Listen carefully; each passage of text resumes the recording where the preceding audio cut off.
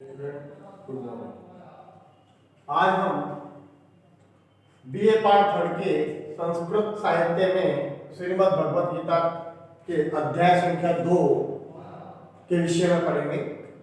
इससे पहले वाले वीडियो में हमने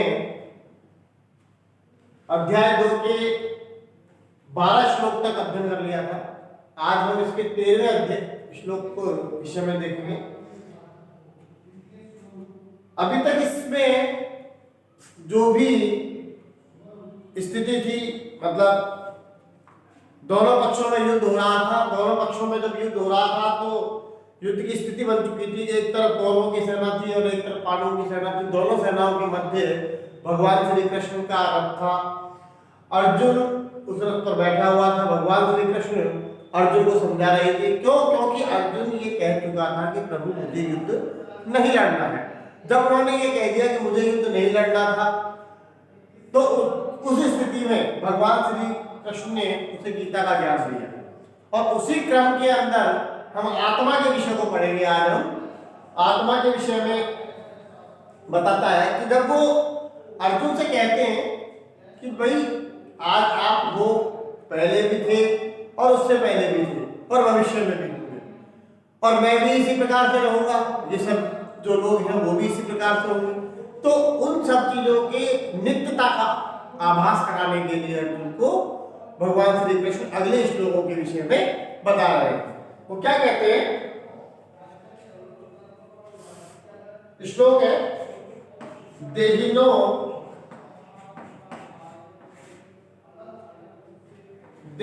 अस्मिन् यथा देहे कौमार्यं यौवनं जरा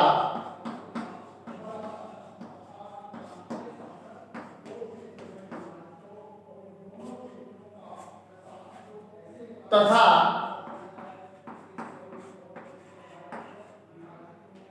देहांतर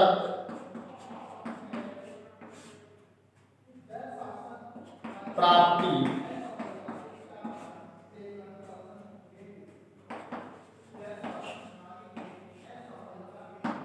धीरमस्त्वं न मुह्यति।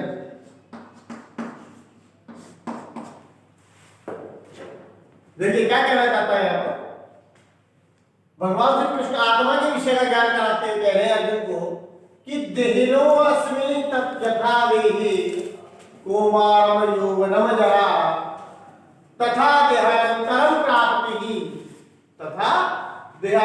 प्राप्ति धीरस्त्वं न मुह्यति।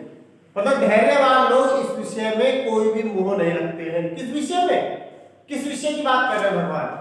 भगवान ये कह रहे हैं कि ये जो हमारा जीवन है, जीवन उत्पन्न होता है, धीरे धीरे बढ़ता है और बढ़ता है, युवावस्था में आता है, फिर प्रौढ़ अवस्था में आता है और फिर वृद्ध अवस्था में आता है और मिट जाता है। जिस प्रकार से एक वृक्ष होता है, एक वृक्ष छोटा सा होता है उत्पन्न होते वक्त, फिर धीरे धीरे वो बड़ा होता है और बड़ा होता है और बड़ा होता है। एक समय आता है कि वो वृक्ष पूर्णतः नष्ट हो जाता है। उसी प्रकार से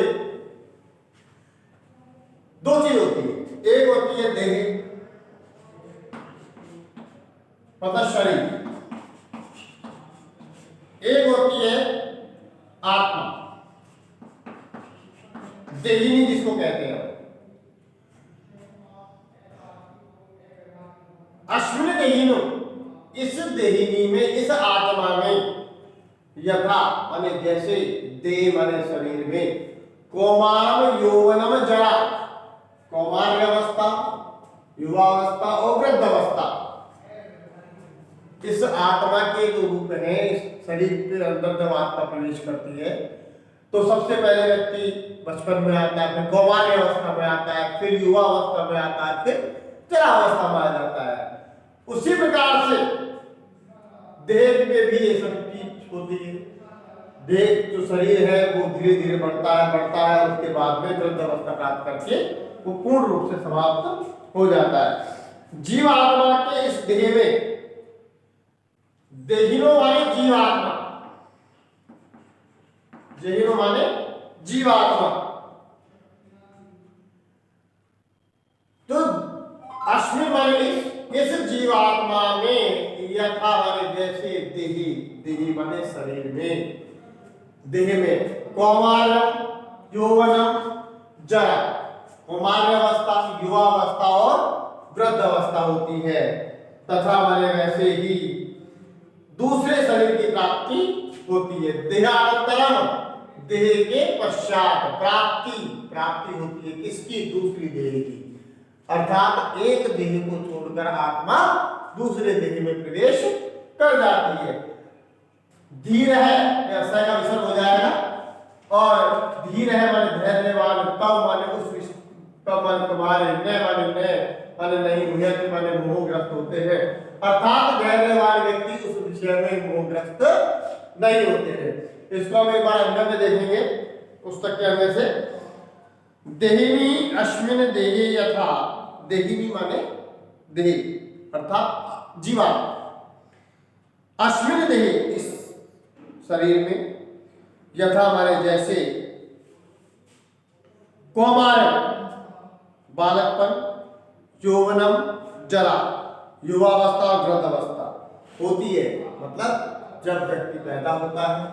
तो इस आत्मा के अंदर जो जीवा आत्मा है, जीवा आत्मा में जैसे कि इस शरीर के अंदर कौमार्यावस्था, युवावस्था और वृद्ध अवस्था होती है, वह वृद्ध अवस्था तथा माने वैसे, यथा का मतलब जैसे और तथा का मतलब वैसे, वैसे ही देहानंतरम, देह के पश्चात भी इसी प्रकार की स्थिति होती है। इस विषय के अंदर धैर्यवान व्यक्ति को मोह नहीं करना चाहिए। स्पष्ट रूप से उन्होंने कह रखा है कि जो देह है उसकी 6 अवस्था बताइए। देखिए, पहला उत्पन्न होना, जिसको हम जायते कहते हैं, फिर अस्थि रहना, फिर वर्धते बढ़ना, और फिर विप्रमणते अर्थात परिणाम होना, फिर अपक्षते, अपक्षीयते मतलब छीन होना, और फिर नश्यति माने नष्ट हो जाना। इस प्रकार की देह की 6 अवस्था बताइए। यहां पर देह की 3 अवस्था बताइए। देह की कौन कौन सी अवस्था बताइए? अर्थात शरीर की, पहली कौमार मतलब बालकपन, दूसरा युवावस्था अर्थात युवावस्था, तीसरी जरा अर्थात वृद्धावस्था। तो कोई भी शरीर है पहले बालकपन में होगा, फिर युवावस्था में होगा और फिर वृद्धावस्था में होगा। तो आत्मा जिस शरीर में होगी वो शरीर पहले युवावस्था, पहले कौमार्यावस्था, फिर युवावस्था और उसके बाद में वृद्धावस्था हो जाती है।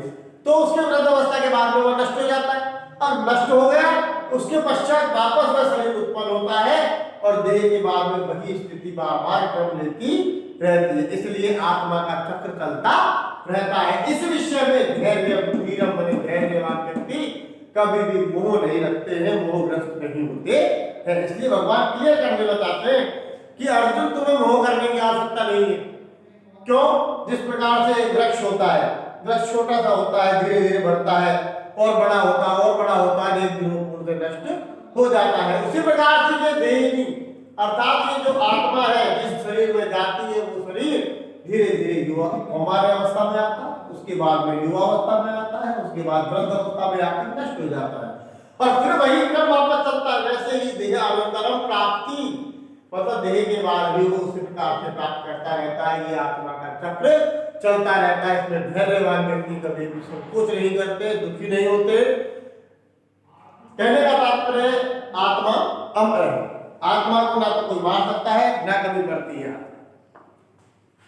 इसके पश्चात हम अगला श्लोक लेंगे।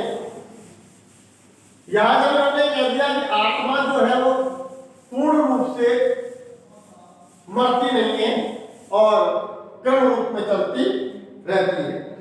तो फिर वो आगे बता रहे हैं भगवान कि मात्रा स्पर्श है तो कौन थे शीतोष्णम सुख दुखादा आगमय उपायानाम अनित्यः तत्तिक्षितः स्व भारत हे भारत इन सभी को सहन करो। किस किस के विषय में बात हो रही है देखो, मात्रा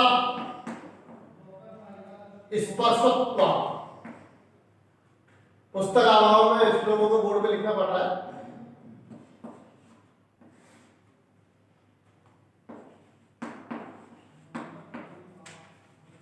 कौन थे मात्रा स्पर्शः तो कौन थे, शीतोष्ण,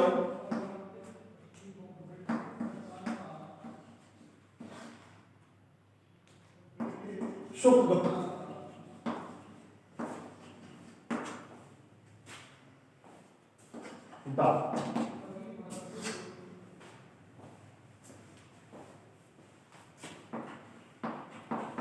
आगमा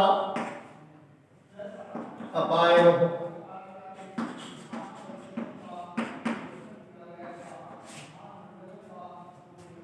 अनित्या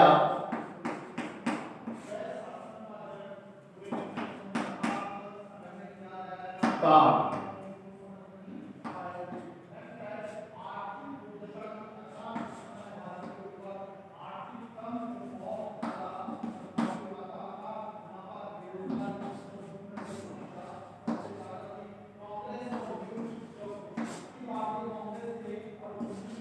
प्रतिशस्व भारत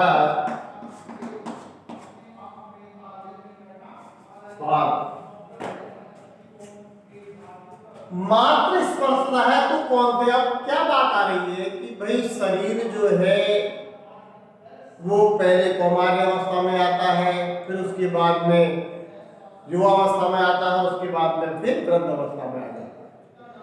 तो वो ये कहना चाहते हैं कि ये सुख दुख क्या है। फिर जब सिस्टम ही पूरा ये बनाया हुआ है कि बच्चा बचपन लेके चलता है, बचपन के बाद में युवा अवस्था में आता है, युवा अवस्था के बाद में वृद्ध अवस्था आ जाता है, तो सुख और दुख क्यों आते हैं। तो भगवान श्री कृष्ण सीधा सुख और दुख को भी इंडिकेट करते हैं, सुख और दुख को भी अंकित कर रहे हैं कि मात्रा स्पर्श तु कौन थे, हे कौन थे। कुंती पुत्र अर्जुन के लिए कौन थे शब्द का प्रयोग किया जाता है। हे कौन थे, शीत उष्ण सुख दुख दहा। कि शीत माने सर्द और उष्ण माने गर्म, अर्थात सर्दी और गर्मी, सुख दुख आदि जितने भी विषय होते हैं वह सब तो मात्र स्पर्श है। केवल वो स्पर्श रूप में है, वास्तविक रूप में नहीं है। और आगमः वायनो अनित्या, ये आने जाने वाले हैं। मतलब एक दुख आता है, फिर सुख आ जाता है, फिर दुख आता है, फिर सुख आ जाता है। पहले शीत आती है, फिर उष्ण आती है, फिर शीत आती है, ऐसे क्रम चक्र चलता रहता है। आगमः वायनो अनित्या, अनित्या या अनित्य शब्द आ रहा है। आत्मा के लिए सदैव, आत्मा जो है वो सदैव नित्य होती है, नित्य होती है। शरीर जो है अनित्य होता है। शरीर अनित्य, आत्मा नित्य। नित्य माने सदैव बना रहने वाला, अनित्य माने जो नश्वर है, क्षणभंगुर है। तो ये जो मात्र स्पर्श है, मात्र स्पर्श के योगी होते हैं कौन थे, हे कुंती पुत्र अर्जुन। ये शीत उष्ण सुख दुख जितने भी प्रकार के विषय होते हैं वैसा विषय तो मात्र स्पर्श है, केवल स्पर्श के योग्य होते हैं। और आगमः अपायनो अनित्या, ये आने वाले जाने वाले ये सब अनित्य होते हैं। ये सब क्या होते हैं, अनित्य होते हैं, नित्य नहीं होते हैं।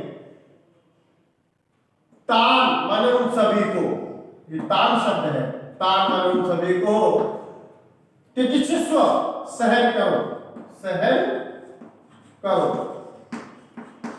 इन सबको सहन करो। कौन करो, हे भारत। भारत किसके लिए कहा गया है, अर्जुन के लिए कहा गया है यहाँ पर कि हे भारत, हे कुंती पुत्र अर्जुन, शीत उष्ण सुख दुख मात्र स्पर्श। कि जो सुख है, दुख है, सर्दी है, गर्मी है, ये सब जो इंद्रिय और विषयों के संभोग के कारण होते हैं। इंद्रिय क्या होती है, इंद्रियां हमारी जिनके विषय से हमको ज्ञान होता है, वो ज्ञान इंद्रिया जो कर्म करती है वो कर्म इंद्रिया, 5 ज्ञान इंद्रिया होती है, 5 कर्म इंद्रिया होती है, और एक इनके अलावा मन होता है। तो इस प्रकार से 11 विषय माने जाते हैं। अब इंद्रिय और इंद्रियों का विषय, इंद्रिय तो हो गए जैसे आँख, और आँख का विषय हो गया जिससे देखा जाता है, दृष्टि जो वस्तु होती है उसको आँख का विषय कहा जाएगा। ऐसे ही ये कह रहा है कि वास्तव में तो मृत्यु अटल है, मृत्यु होगी ही। आप जो योद्धाओं को मारोगे तो नहीं मारोगे तो, लेकिन मृत्यु तो होगी, इसलिए मृत्यु अटल है। अब मृत्यु अटल है, पहले व्यक्ति बढ़ता है, फिर और बढ़ता है, फिर और बढ़ता है, फिर नष्ट हो जाता है, तो मृत्यु तो अटल है। आप मारोगे तो भी और आप नहीं मारोगे तो, अर्थात आप युद्ध करोगे तो और नहीं करोगे तो युद्ध होगा या नहीं होगा, लेकिन मृत्यु तो होगी। अब ये कह रहा है कि ये आत्मा जो है वो नित्य है और शरीर जो है वो अनित्य है। अतः कि जो धैर्यवान व्यक्ति है वो इस विषय में ध्यान नहीं देते कि हे कुंती पुत्र अर्जुन, जो शीत, शीत माने सर्दी, उष्ण माने गर्मी, सर्दी गर्मी सुख दुख को देने वाले जो इंद्रिय और इंद्रियों का विषय, ये सब हमको किससे प्राप्त होता है? सुख क्या है? जो इंद्रियों को आनंद की अनुभूति कराए वो सुख, जो इंद्रियों को आनंद की अनुभूति ना कराए, जिसमें आनंद की प्राप्ति ना हो, वो दुख।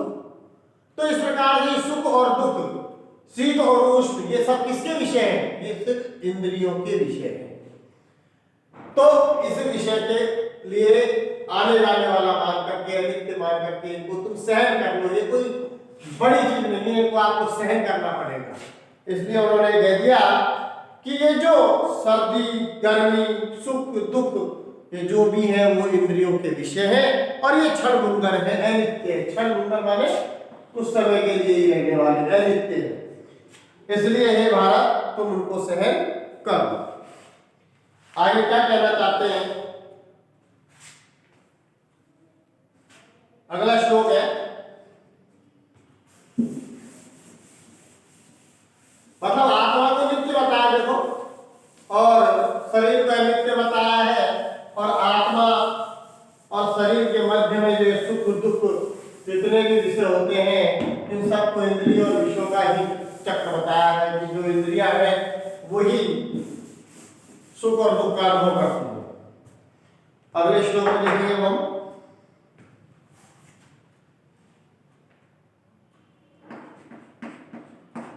श्लोक संख्या है 15। यम ही ने प्रथयन्ते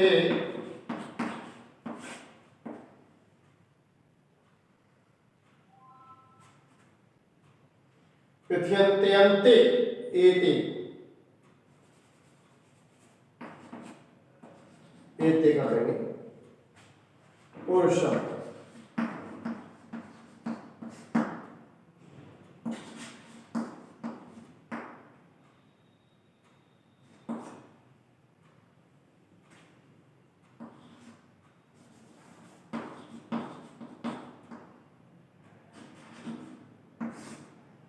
पुरुषवय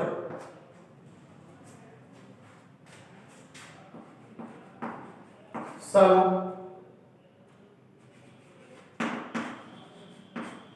समदुःखम सुखम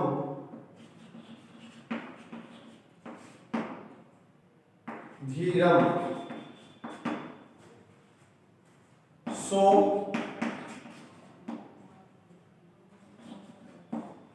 अमृतत्वा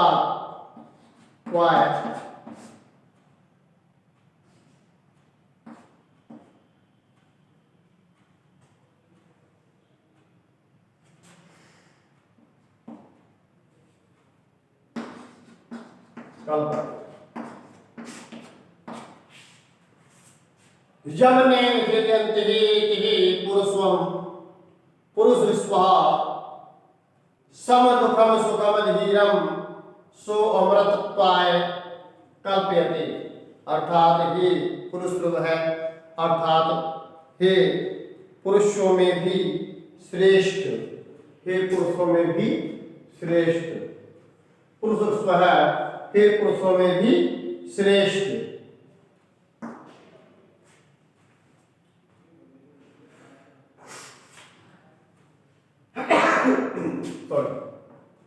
ही माने निश्चय ही पुरुष है, अर्थात निश्चय ही माने निश्चय ही माने निश्चय ही है पुरुषों में श्रेष्ठ। सम दुखम, दुख और सुख तो यम धीरम, यम माने जिस धैर्यवान पुरुषों में एते ने व्यतीत ये दुखी नहीं देते हैं, से अमृतत्वाय कल्पते, वही अमृत को प्राप्त करने योग्य है, अर्थात वही मोक्ष को प्राप्त करने के योग्य माना जाता है। अब ये मोक्ष क्या है? जो सुख दुख शीत उष्ण इन सब को सहन करके अलग ही आनंद को प्राप्त करता है, वही अमृतत्व है, अर्थात वही मोक्ष है। यम माने जिसको, न माने नहीं, व्यथित एते, व्यथित करते हैं या दुखी करते हैं। यम माने जिसको व्यथित करते हैं, दुखी करते हैं, न लग गया तो इसमें नकारात्मकता आ गई, अर्थात जिसको, हे पुरुष, जिस पुरुष को, हे पुरुष है, अर्थात हे पुरुषों में श्रेष्ठ अर्जुन, निश्चय ही जिस व्यक्ति को ये सभी दुखी नहीं करते हैं। ये सभी कौन? सुख दुख ये समान, जिसको दुख मानता है और समान की जिसके लिए सुख होता है, सुख और दुख को समान मानने वाले जो व्यक्ति होते हैं, वे व्यक्ति धैर्यवान होते हैं, वे व्यक्ति धैर्यवान होते हैं, और वही अमृत पाए कल्पते, अमृत के लिए कल्पना करते हैं, अर्थात अमृत को प्राप्त करते हैं, अर्थात मोक्ष को प्राप्त करते हैं। वापस देखेंगे एक बार और, यम जिसको न व्यथित दुखी नहीं करते हैं, एते माने ये सभी कौन? दुख सुख सब। ऐसे धैर्यवान पुरुष को ही अमृत पाया कल्पते, अमृत की प्राप्ति होती है। अर्थात कहने का तात्पर्य यह है कि जो व्यक्ति धैर्यवान है, जो व्यक्ति सुख और दुख को सदैव एक मानता है, सुख है तो दुख है तो वह धैर्यवान व्यक्ति कभी व्यथित नहीं होता है। आज सुख है, कल दुख होगा, फिर दुख के बाद में सुख होगा, सुख के बाद में फिर दुख होगा, ये तो क्रम चक्र के रूप में चलते रहते हैं। जैसे एक साइकिल का पहिया होता है, एक ताली नीचे जाती है, फिर दूसरी ऊपर आती है, तीसरी नीचे, उसी क्रम के अंदर सुख और दुख चलते रहते हैं। भगवान समझाना चाहते हैं कि हे अर्जुन तुम कुछ नहीं कर रहे हो, हे अर्जुन तुम कुछ नहीं कर रहे हो, केवल तुम तो एक निमित्त मात्र हो। ये तो सब एक प्रकार से सृष्टि के सिस्टम में चला हुआ है, सृष्टि के रूप में चला हुआ है। क्या कि जो व्यक्ति सुख और दुख को समान मानता है, जो व्यक्ति सुख और दुख को दुख नहीं मानता, एक जैसा मानता है, वह व्यक्ति इनसे दुखी भी नहीं होता है और वही अमृत को प्राप्त करने की इच्छा रखता है, अर्थात वही प्राप्त करने की शक्ति रखता है। इस प्रकार से कहने का तात्पर्य है कि मोक्ष की प्राप्ति के लिए सुख दुख को दूर समझ लेना चाहिए, समान समत्व की भावना जिसमें होगी वही इस प्रकार से इस चीज को प्राप्त करने के योग्य होगा। अर्थात यह क्लियर कर दिया हमने कि सुख दुख को समान समझने वाला व्यक्ति क्या है? धीर पुरुष है। तीन बातें निकल के आ रही है यहाँ पर। श्री कृष्ण जो है वो अर्जुन को तीन बातें बताते हैं यहाँ पे। कौन कौन सी? सुख दुख को समान समझने वाला धीर पुरुष है। धीर पुरुष विषय भोग के लिए व्याकुल नहीं होते। तीसरा, वही व्यक्ति मोक्ष का अधिकारी है। कौन सा? जो समान सुख दुख को मानता है। अर्थात जब इंद्रियां विषय के सहयोग अनित्य है तो आत्मा से कोई इसका स्पर्श नहीं है, तो इसको सहन क्यों किया जाए? इस प्रश्न का उत्तर भगवान ने इनको इसमें दिया है कि भाई इनका कोई मतलब नहीं है तो इनको सहन क्यों करें? सहन इसलिए करना चाहिए कि जो इनके द्वारा दुखी नहीं होता है, परेशान नहीं होता है, व्यथित नहीं होता है, वही व्यक्ति धैर्यवान होता है और वही अमृत को प्राप्त करने का सच्चा अधिकारी होता है। अब हम अगले श्लोकों को अगले कालांश में